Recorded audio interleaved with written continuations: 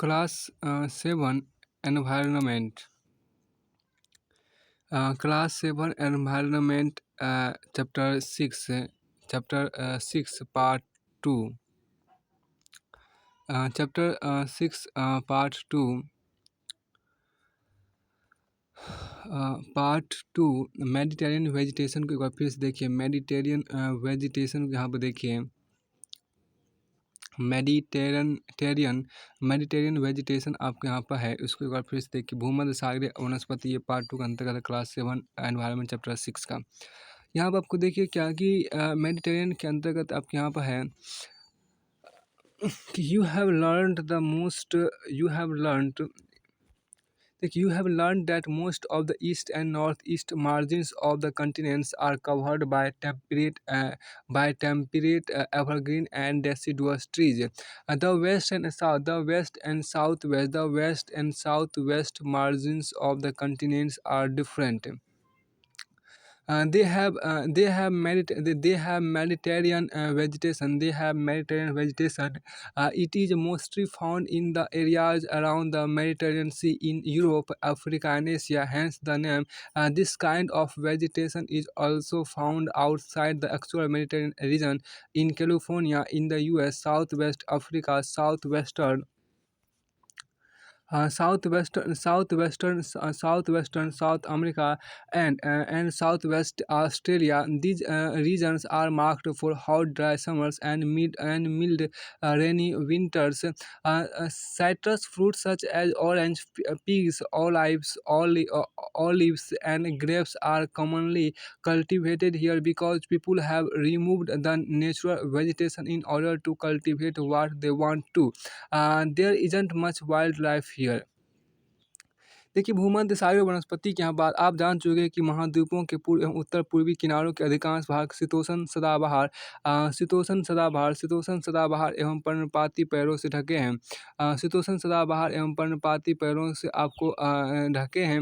अब यहाँ पर कहा गया देखिए कि महाद्वीपों के पश्चिमी एवं पश्चिमी किनारे देखिए। महाद्वीपों के पश्चिमी एवं दक्षिण पश्चिमी किनारे भिन्न हैं। यहाँ भूमध्य सागरीय वनस्पति पाई जाती है। यह अधिकतर यूरोप, अफ्रीका एवं एशिया के भूमध्य सागर के समीप प्रदेशों में पाई जाती है, इसलिए इसका यह नाम पड़ा। ये वनस्पतियाँ भूमध्य सागर के बाहरी प्रदेशों जैसे संयुक्त राज्य अमेरिका के कैलिफोर्निया, दक्षिण पश्चिमी अफ्रीका, दक्षिणी अमेरिका एवं दक्षिणी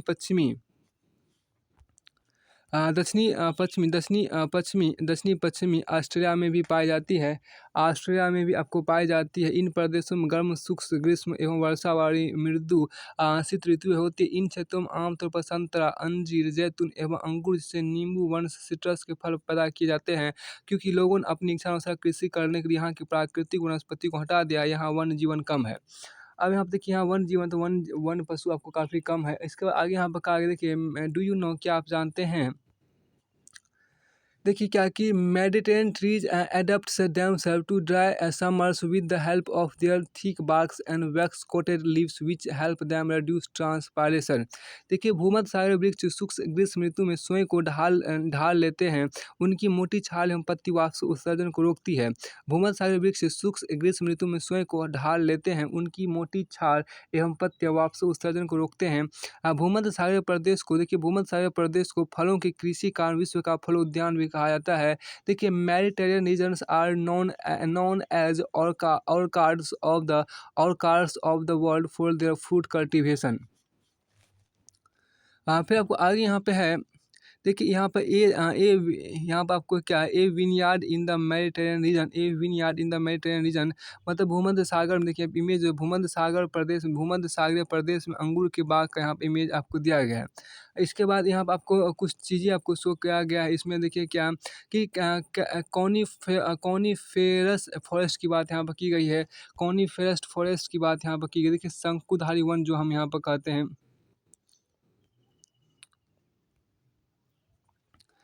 देखिए यहाँ पर शंकुधारी कॉनिफेरस वन आपके यहाँ पर देखिए क्या है कि कॉनिफेरस वन यहाँ पर आपको है। कॉनिफेरस वन को देखिए, कॉनिफेरस वन आपके यहाँ पर कॉनिफेरस जिसको बोलते हैं शंकुधारी फॉरेस्ट, शंकुधारी फॉरेस्ट या शंकुधारी शंकुधारी वन या कौन अंग्रेजी में कॉनिफेरस फॉरेस्ट यहाँ पर देखिए।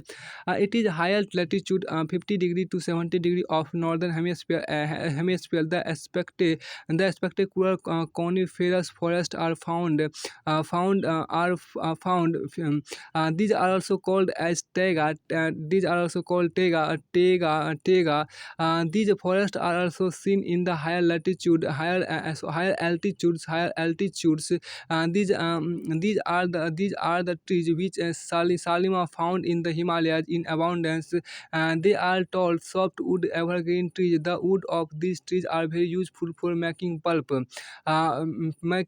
which is used for manufacturing paper and newsprint. Matchboxes and packing boxes are also made from softwood. Cheer pine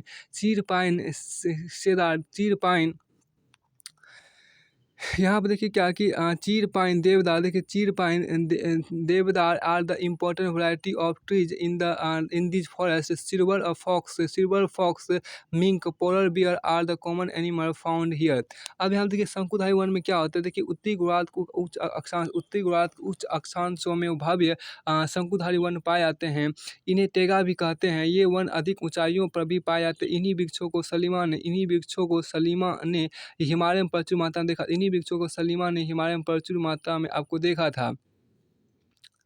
अब यहाँ देखिए क्या ये लंबे नरम काष्ठ वाले सदाबहार वृक्ष होते हैं। इन वृक्षों के काष्ठ का उपयोग लुगदी बनाने का किया जाता है, जो समांतर अखबारी कागज बनाने के काम आती है। नरम काष्ठ का उपयोग माचिस एवं पैकिंग के लिए, बक्से बनाने के लिए भी किया जाता है। चीर देवदार आदि इन वनों के मुख्य पेड़ हैं। यहाँ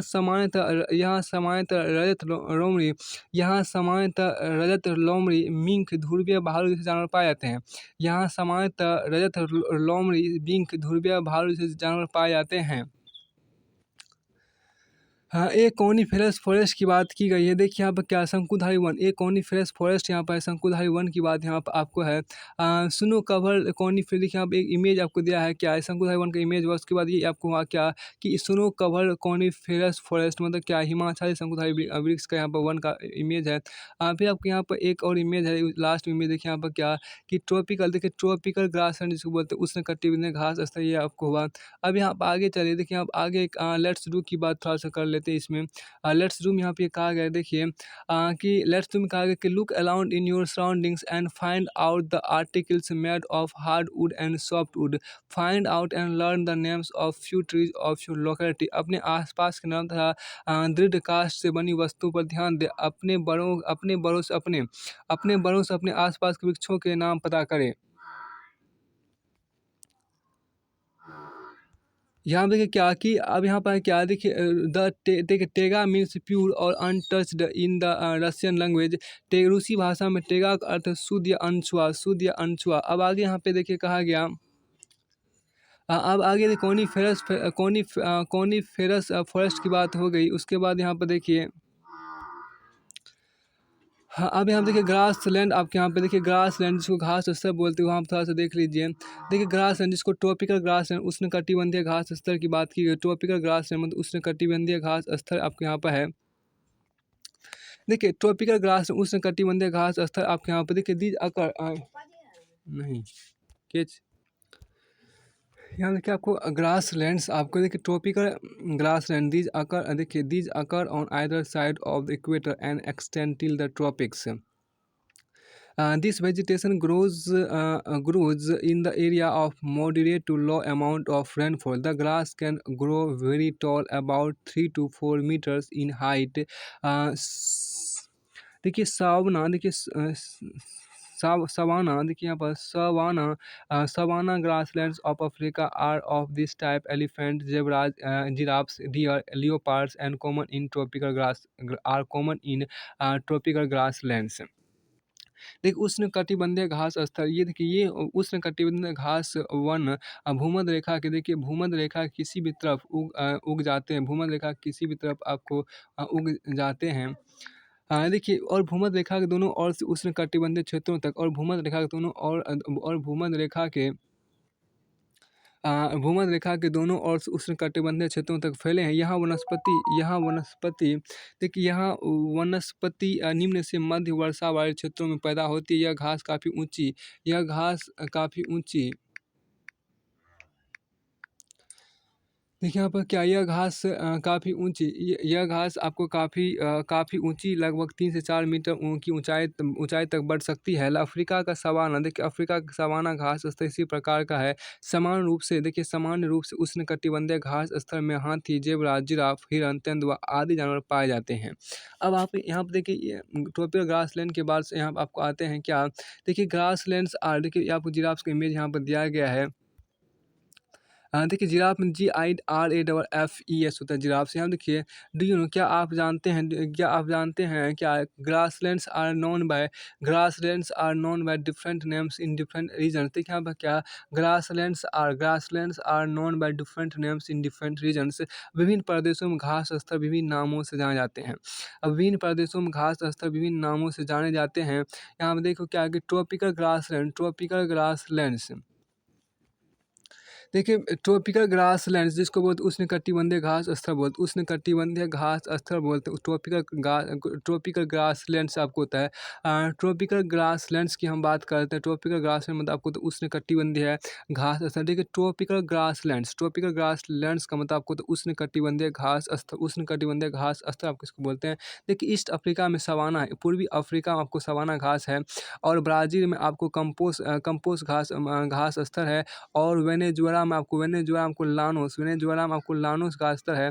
अब देखिए टेम्परेट ग्रासलैंड जो आपको है वो अर्जेंटीना में पेम्पास है। नॉर्थ अमेरिका में आपको प्रेयरी है और साउथ अफ्रीका में आपको वेल्ड है और क्या मध्य एशिया में सेंट्रल एशिया में आपको एस्टेपी है और ऑस्ट्रेलिया में आपको डाउन है। ऐसे देखिए क्या है कि ट्रॉपिकल ग्रासलैंड कौन सा है मतलब आपको उष्णकटिबंधीय घास स्थल जो आपको है वो आपको सवाना है, कंपोस्ट है और लानोस है। जबकि शीतोष्ण कटिया घास स्थल जिसको अंग्रेजी में टेम्परेट ग्रासलैंड बोलेंगे ये आपको हो गया पेम्पास हो गया, प्रेयरी हो गया, वेल्ड हो गया, एस्टेपी हो गया और डाउन हो गया। तो फिर आपको आगे यहाँ पे आपको है क्या टेम्परेट ग्रासलैंड से कुछ यहाँ पर देखिए आपको दिया गया है। यहाँ पे देखिए क्या है कि वारलस है, ध्रुवीय भालू है, उसके बाद आपको सील है। ये इमेज यहाँ पर दिया गया है। फिर आपको आगे यहाँ पे है देखिए टेम्परेट ग्रासलैंड का कुछ इमेज यहाँ पर शो किया है। देखिए these are found in the mid. देखिए यहाँ पर क्या टेम्परेट ग्रासलैंड के कुछ इमेज यहाँ पर आपको शो किया गया है। देखिए शीतोष्ण घास यहाँ आपको क्या कि टेम्परेट ग्रासलैंड्स आपको है शीतोष्ण घास स्तर यहाँ पर देखिए क्या है कि शीतोष्ण घास स्तर जो उसको यहाँ पर देखिए यहाँ देखिए temperate grasslands are found in the mid latitudinal zones and in the interior part of the continent. Usually grass here is short and nutritious wild buffaloes bisons antelopes are common in the and temperate regions. देखिए शीतोष्ण घास स्तर क्या ये मध्य अक्षांशीय क्षेत्र और महाद्वीपों के भीतरी भागों में पाए जाते हैं। यहाँ की घास आमतौर पर छोटी एवं पौष्टिक होती है। शीतोष्ण प्रदेशों में सामान्यतः जंगली भैंस बाइसन देखिए बिसोन मतलब बाइसन और आपको एंटीलोप पाए जाते हैं। अब देखिए थ्रोनी बुशेज कहता है। देखिए थ्रोनी बुशेज मतलब क्या हो गया कंटीली झाड़ियाँ जिसे बोलते हैं क्या कटीली झाड़ियाँ। थ्रोनी बुशेज मतलब क्या होगा कटीली झाड़ियाँ हो गया। These are found in the dry desert like regions. Tropical deserts are located on the western margins of the continents. The vegetation cover is scarce here because of scanty rain and scorching heat। Identify the desert region in the world map. Can you name the great desert of India? Name some of the common animals of the desert which you have learned earlier. Like if you reach the polar region, you will find the place extremely cold. The growth of natural vegetation is very limited here. Only mosses, lichens, and very small shrubs are found here. It grows during the very short summer. This is called tundra type of vegetation. This vegetation is found in the polar areas of Europe, Asia, and North America. The animals have a thick fur and thick skin to protect themselves from the cold climatic condition.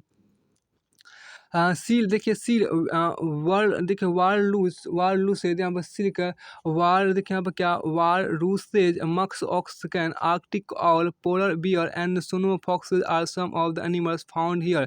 अब हम देखिए क्या Salima's father showed her देखिए Salima's father showed her some photographs of thick forest in some of the photographs Salima observe that people were cutting trees and clearing the forest. Her father explained that the local people wanted their land for agriculture and settlements, so they cleared up the forest. Salima started wondering if all forests are cleared, then where will the wildlife go? Will the forest take its original shape again if people go on cutting the trees like this? Will there be enough oxygen, water, vapor, timber, fruits, nuts available in future? Do you agree with Salima? Hold a discussion with your friends about the depletion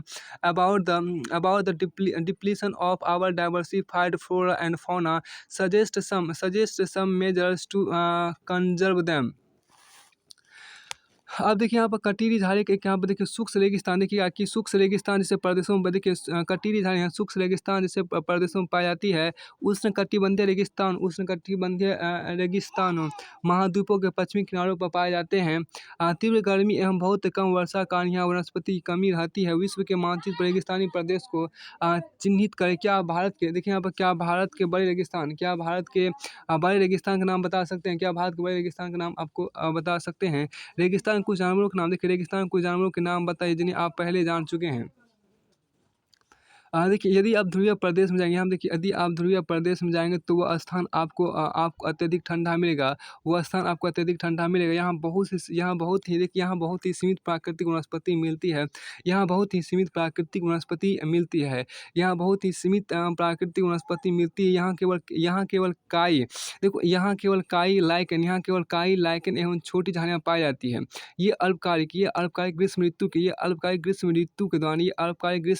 के दौरान विकसित होती है। इसे tundra प्रकार की वनस्पति कहा जाता है। ये वनस्पतियाँ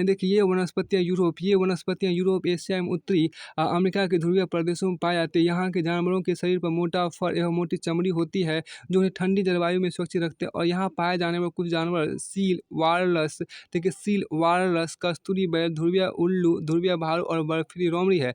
सलीमा के पिता ने उसे कुछ घने वनों के चित्र दिखाए। कुछ चित्रों में सलीमा ने देखा कि लोग वृक्षों काट कर वनों को साफ कर रहे हैं। उसके पिता ने बताया कि स्थानीय लोग कृषि एवं आवास के स्थान चाहते थे, इससे उन्होंने वनों को साफ कर दिया। सलीमा सोचने लगी कि अगर वनों को साफ कर दिया जाता है तो वन्य जीव कहाँ जाएंगे? क्या वे वन पुनः वैसे ही बन पाएंगे? अगर लोग इसी प्रकार से पेड़ों काटते रहें तो भविष्य में पर्याप्त ऑक्सीजन, जल वाष्प, लकड़ी, फल में आदि मिल पाएंगे। क्या आप सलीमा सहमत? अपने दोस्तों के साथ वनस्पति एवं प्राणी जगत की विविधता में हो रही कमी पर चर्चा कर इनके संरक्षण के बारे में कुछ सुझाव दें। फिर आपको देखिए यहाँ पर आगे इस तरह से आपको पूरी चैप्टर जो आपको है वो फिनिश होता है। अब इसके आगे हम चलते हैं। यहाँ हम देखिए आपको क्लास 7 एनवायरनमेंट चैप्टर 7 आपको है। क्लास 7 एनवायरनमेंट चैप्टर 7 मानवीय पर्यावरण, बस्ती, परिवहन एवं संचार आपको है। ह्यूमन एनवायरनमेंट है, सेटलमेंट है, मतलब आपको बस्तियाँ जिसे बोलते हैं, ट्रांसपोर्ट है, परिवहन है और कम्युनिकेशन संचार आपके यहाँ पर इस चैप्टर में हम यहाँ पर देखेंगे। तो सबसे पहले देखिए क्या कि द प्लेस वेयर, ये देखिए यहाँ पर the place where a building or a settlement develops is called its sites. देखिए वे स्थान जहाँ भवन अथवा बस्तियाँ विकसित होती है उसे बसाव स्थान कहते हैं, अंग्रेजी में SIT साइट बोलते हैं। देखिए the natural condition for selection of an ideal sites are favourable climate, availability of water, suitable land, fertile soil. देखिए आदर्श बसा और स्थल के चयन के प्राकृतिक दशा आपको क्या अनुकूल जलवायु होनी चाहिए, जल की उपलब्धता होनी चाहिए, उपयुक्त भूमि होना चाहिए और उपजाऊ मिट्टी होनी चाहिए। अब आपके यहाँ पर देखिए एक और खास इमेज भी यहाँ पर शो किया गया है। देखिए ह्यूमन सेटलमेंट का यहाँ पे इमेज दिया गया है, मानवीय बस्ती का जो इमेज है वो यहाँ पे शो किया गया है। अब आगे इसमें देखिए in chapter 1 you have learn in chapter 1 you have you have learn in chapter 1 you have learn यहाँ देखिए in chapter 1 you have learned that early human beings dependent entirely on nature for food, clothing and shelter, but with time they learned new skills to grow food, build homes and develop better means of transport and communication. In this way they modified the environment where they lived. अध्याय 1 में आप पढ़ चुके हैं कि प्रारंभिक मानव भोजन, वस्त्र एवं आवास के पूर्ण रूप से प्रकृति पर निर्भर था, लेकिन समय के साथ उसने नए कौशल विकसित करके खाद्य पदार्थों उत्पादन, घर बनाने, यातायात एवं संचार के बेहतर साधनों के विकास के इस प्रकार उसने अपने आवास के वातावरण इस यानी कि इन chapter 1 you have learned that early human beings depended entirely on nature for food, clothing and shelter, but with time they learned new skill to grow food, build homes and develop better means of transport and communication. In this way they modified the environment where they lived. अब हम देखिए अध्याय 1 में आप पढ़ चुके हैं कि प्रारंभिक मानव भोजन, वस्त्र एवं आवास के पूर्ण रूप से प्रकृति पर निर्भर था, लेकिन समय के साथ उसने नए कौशल विकसित करके खाद्य पदार्थों के उत्पादन, घर बनाने, यातायात एवं संचार के बेहतर साधनों का विकास किया। इस प्रकार उसने अपने आवास के वातावरण को अनुकूल बनाया। यहाँ हम देखिए क्या कि settlements are places where people build their homes. Early human beings lived on trees and in caves. When they started to grow crops, it became necessary to have a permanent home. The settlements grew near the river valleys, as water was available and land was fertile. With the development of trade, commerce, and manufacturing, human settlements became larger. Settlement flourished and civilization developed near river valleys. Do you recall the name of civilization that यहाँ आपको देखिए क्या कि do you recall the names of civilization that grew along the banks of river Indus, Tigris, Nile and Huang है। देखिए यहाँ पर क्या कि बस्तियाँ हैं। देखिए बस्तियाँ वे स्थान है जहाँ लोग अपने लिए घर बनाते हैं। देखिए प्रारंभिक मनुष्य वृक्षों एवं गुफाओं में निवास करते थे। जब उन्होंने फसलें उगाना आरंभ किया तो उनके लिए एक जगह अस्थायी घर बनाना आवश्यक हो गया। बस्तियों का यहाँ पे क्या कि बस्तियों का देखिए यहाँ पर क्या बस्तियों का विकास नदी घाटों के निकट हुआ, क्योंकि वहाँ पर्याप्त मात्रा में जल उपलब्ध था एवं भूमि उपजाऊ था। व्यापार वाणिज्य एवं विनिर्माण के विकास के साथ ही मानव बस्तियाँ बड़ी होती गई। नदी घाटी के निकट बस्तियाँ पनपने लगी एवं सभ्यता का विकास हुआ। क्या आपको सिंधु यहाँ पे देखिए इंडस जो बोलते सिंधु, टिग्रिस, नील एवं हुआंग ही नदियों के किनारे विकसित हुए सभ्यताओं के नाम याद हैं? आगे हम देखिए क्या कहा गया। आगे यहाँ पे आपको देखिए सेटलमेंट्स कैन बी परमानेंट और temporary. Settlements which are occupied for a short time are called temporary settlements. The people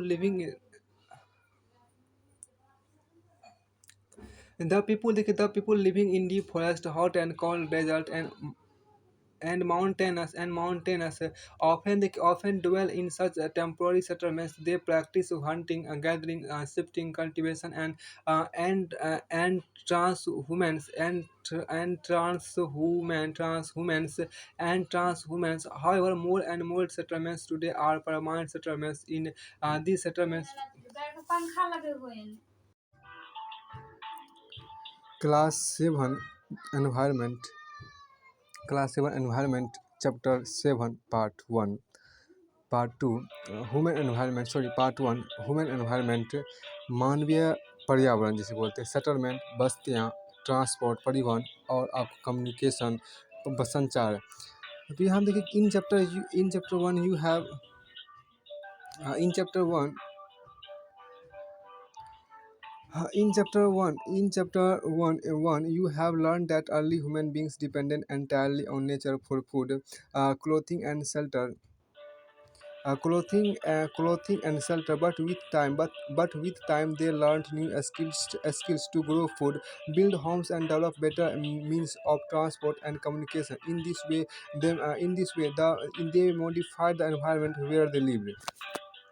देखिए अध्याय एक में आप पढ़ चुके हैं कि प्रारंभिक मानव भोजन वस्त्र एवं आवास के पूर्ण रूप से प्रकृति पर निर्भर था, लेकिन समय के साथ उसने नए कौशल विकसित करके खाद्य पदार्थ उत्पादन, घर बनाने, यातायात एवं संचार के बेहतर साधनों का विकास किया। इस प्रकार उसने अपने आवास के वातावरण को अपने अनुकूल बनाया। यहाँ पे देखिए जो सेटलमेंट्स, देखिए settlements are places where people build their homes. Early human beings lived on trees and in caves where they started to grow crops. It became necessary to have a permanent home. The settlement, देखिए settlements are places where people build their homes. Early human beings lived on trees and in caves. When they started to grow crops, it became necessary to have a permanent home. The settlements grew near the river valleys as water was available and land was fertile. With the development of trade, commerce, and manufacturing, human settlements became larger. Settlements flourished and civilization developed near river valleys. Do you recall the names of civilization that grew along the banks of river? Along the banks of river Indus, Tigris, Nile and वांगी। देखिए बस्तियाँ वे स्थान हैं जहाँ लोग अपने लिए घर बनाते हैं। बस्तियाँ वे स्थान हैं जहाँ लोग अपने लिए घर बनाते हैं। प्रारंभिक मनुष्य वृक्ष एवं गुफाओं में निवास करते थे। जब उन्होंने फसलें उगाना आरंभ किया तो उनके लिए एक जगह स्थायी घर बनाना आवश्यक हो गया। बस्तियों का विकास नदी घाटियों के निकट हुआ, क्योंकि वहाँ पर्याप्त मात्रा में जल उपलब्ध था एवं भूमि उपजाऊ थी। व्यापार वाणिज्य एवं विनिर्माण के विकास के साथ ही मानव बस्तियां बड़ी होती गई। नदी घाटी के निकट बस्ती पनपने लगी एवं सभ्यता का विकास हुआ। क्या आपको सिंधु, टिग्रिस, नील एवं वांगी नदियों के किनारे विकसित हुई सभ्यताओं के नाम याद हैं? अब आगे हम देखिए सेटलमेंट्स कैन बी परमानेंट और टेम्पोररी। यहाँ जो कहा गया देखिए सेटलमेंट्स कैन बी परमानेंट और temporary. Settlements which are occupied for a short time are called temporary settlements. The people living in deep forest, hot and cold deserts are and mountains often dwell in such temporary settlements. They practice hunting, gathering, shifting, cultivation, and transhumance.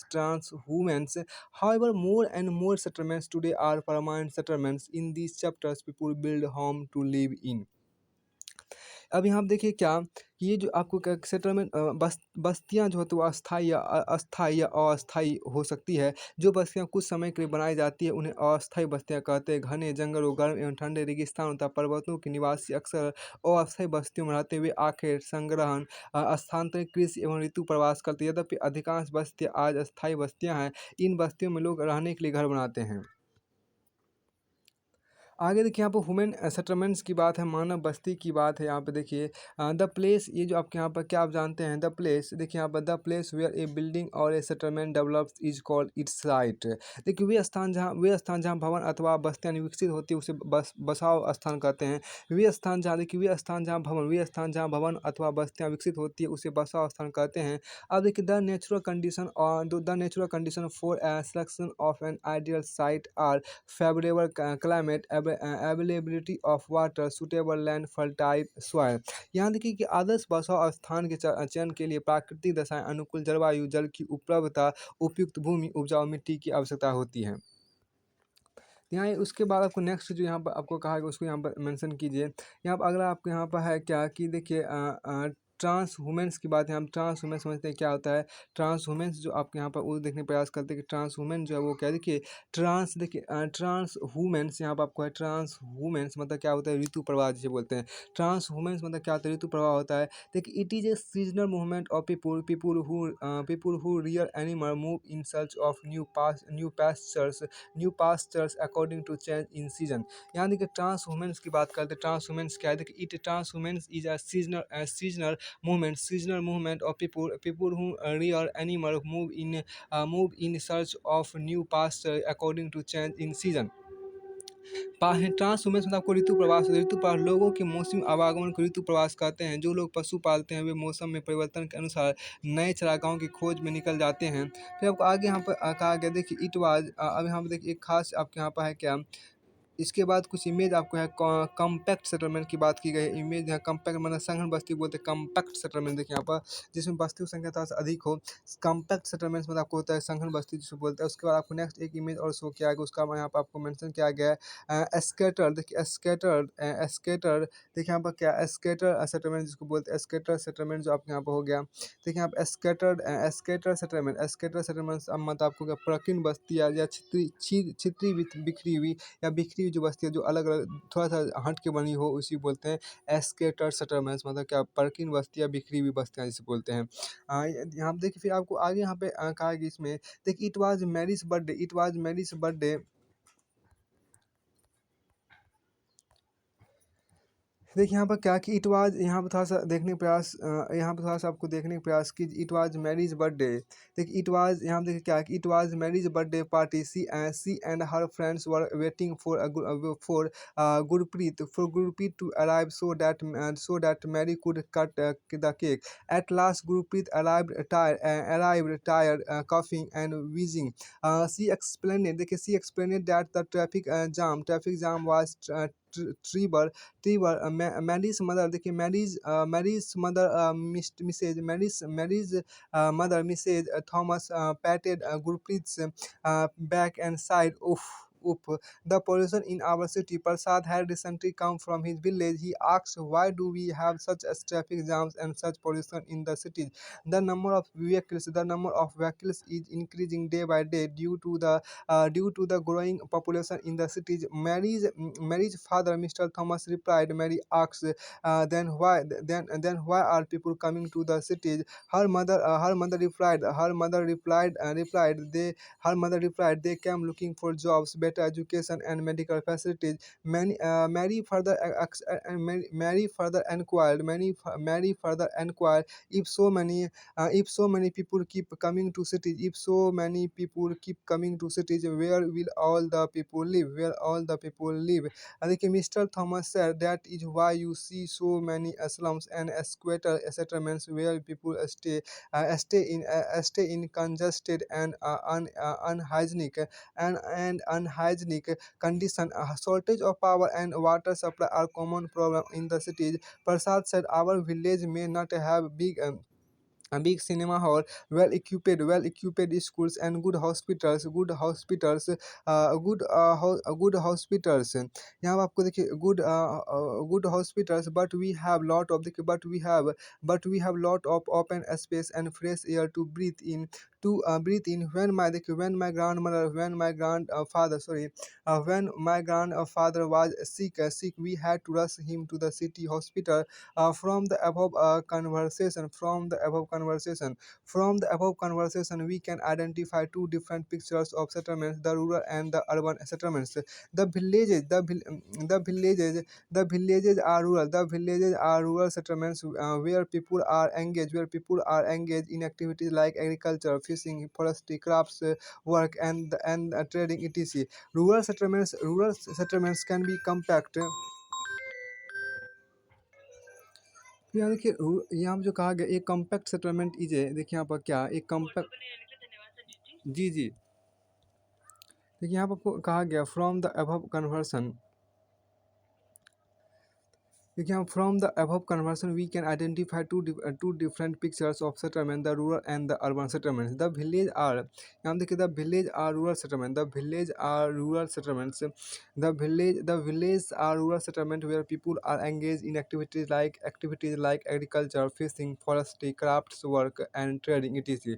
Rural settlements can be compact or the rural settlement can be compact or scattered. A compact settlement is a closely built area of dwellings wherever Wherever flat land is available in a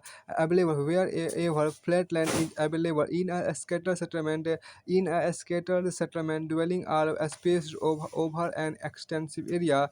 This type of settlement is mostly found in hilly tracts, thick forest, and regions of extreme climate. In the rural area, देखिए यहाँ पर क्या, in the rural areas people build houses.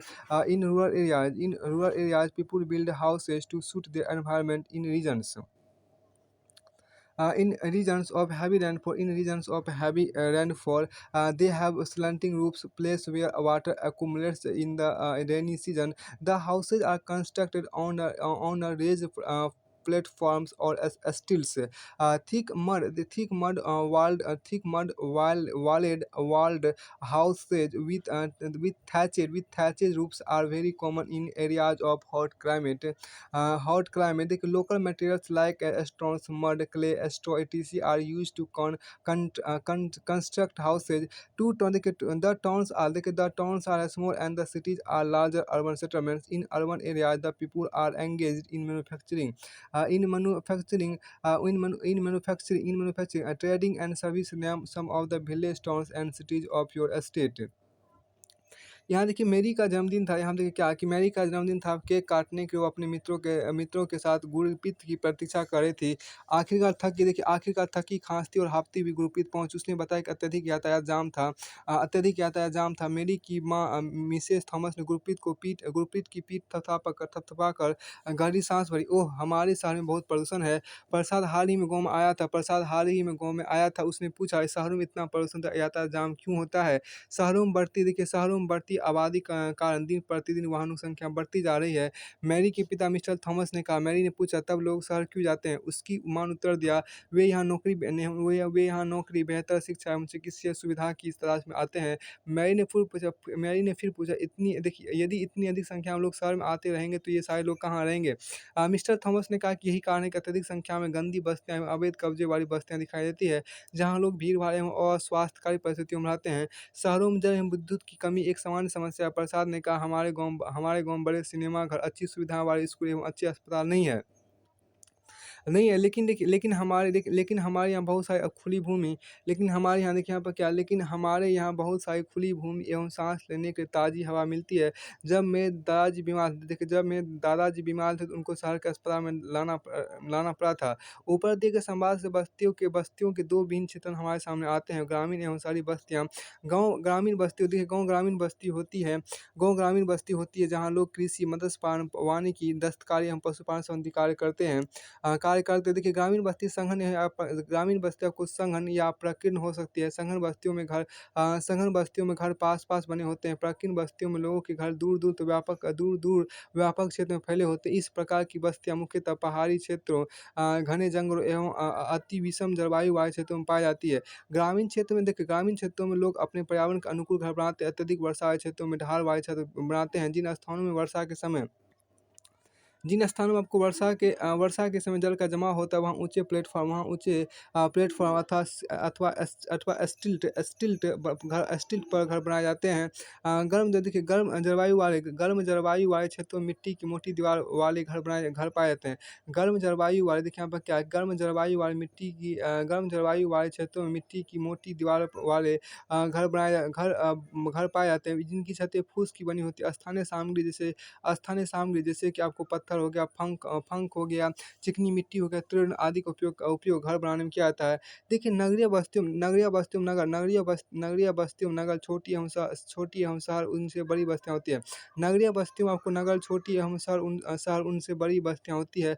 नगरीय क्षेत्रों में लोग निर्माण, व्यापार एवं सेवा क्षेत्र में कार्यरत होते हैं। अपने राज्य के कुछ गाँव, नगर एवं शहरों के नाम लिखिए।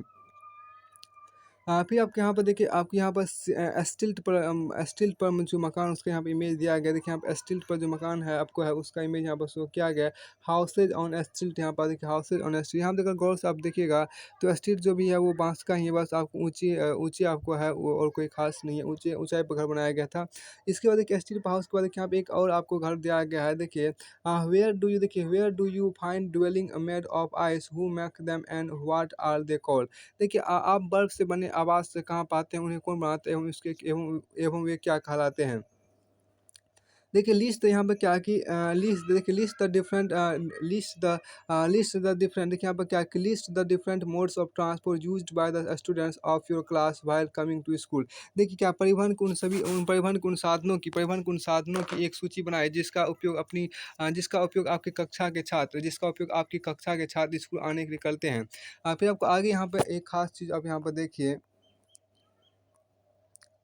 यहाँ पर क्या है कि इससे पहले जो खास चीज़ हम देखने तो उस यहाँ पर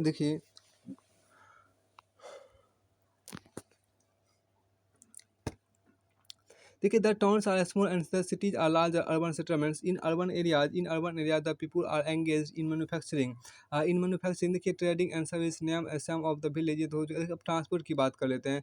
ट्रांसपोर्ट में देखिए परिवहन की जो बात है यहाँ पर की उसकी बात थोड़ा सा यहाँ पर कर लीजिए। परिवहन में आपको थोड़ा सा देखिए परिवहन की बात देखिए, यहाँ पे जो कहा परिवहन में जो कहा गया देखिए ट्रांसपोर्ट इज द मीन्स यहाँ पे जो आपको कहा गया transport is the means by which people and goods move. देखिए by which people and goods move देखिए in the early days it took a great deal of time to travel long distance. People had to walk and use animals to carry their goods. Invention of their देखिए यहाँ पर क्या invention यहाँ पर आपको invention यानी कि invention देखिए invention of the wheel made transport easier with the passage of time different means of transport developed but even today people use animal for transport. अब हम देखिए क्या कि यहाँ पे a horse cart has made of transportation. यहाँ देखिए क्या है कि हॉर्स कार्ट एक इमेज यहाँ पर लिखा हुआ है horse cart has a mode of transportation. यहाँ पर फिर देखिए इन आवर कंट्री यहाँ पर क्या कहते हैं कि in our country donkey in our country donkey mules blocks and camels are common in the Andes mountain of South America.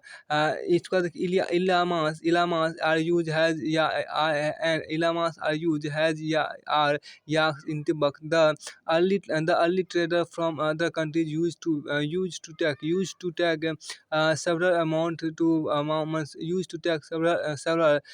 take several mounts to pitch। यहाँ देखिए क्या है कि माउंट्स टू रिच डैम देखिए टू रिच इंडिया। अब देखिए क्या है कि the early traders from other countries use to take several months to reach India. They took either the sea roots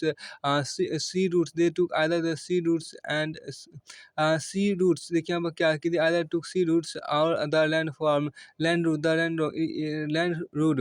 अब यहाँ देखिए aeroplanes have made travel fast aeroplanes have made travel faster। Now it takes only 6 to 8 hours to travel from India to Europe। modern means of transport that saves time and energy। Modern means of transport that save time and energy। फिर आपको आगे यहाँ पर कहा गया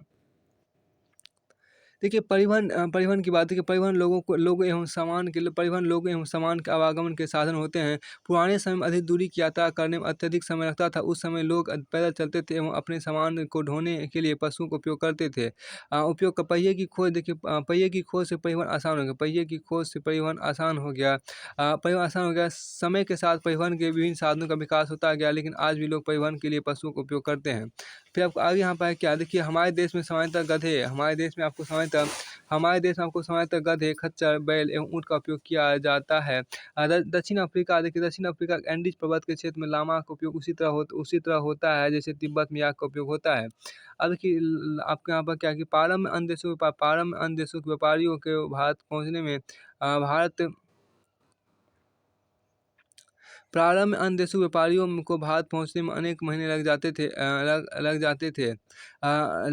थे। वे समुद्री मार्ग से या थलीय मार्ग से आते थे। हवाई यात्रा ने परिवहन को द्रुत बना दिया है। आज भारत से यूरोप की यात्रा करने में केवल 6 से 8 घंटे का समय लगता है। आज भारत से यूरोप की यात्रा करने में केवल 6 से 8 घंटे का समय लगता है। से 6 से 8 घंटे का समय लगता है। उसके बाद यहाँ पे नेक्स्ट यहाँ पे कहता है क्या कि देखिए आप इस प्रकार परिवहन के आधुनिक साधन आधुनिक साधन कई मामलों में आपको इस प्रकार परिवहन एवं आधुनिक साधन समय एवं ऊर्जा की बचत करती है। इस प्रकार परिवहन एवं साधन परिवहन के आधुनिक साधन समय एवं ऊर्जा की बचत बचत करते हैं। फिर आपको आगे यहाँ पर है क्या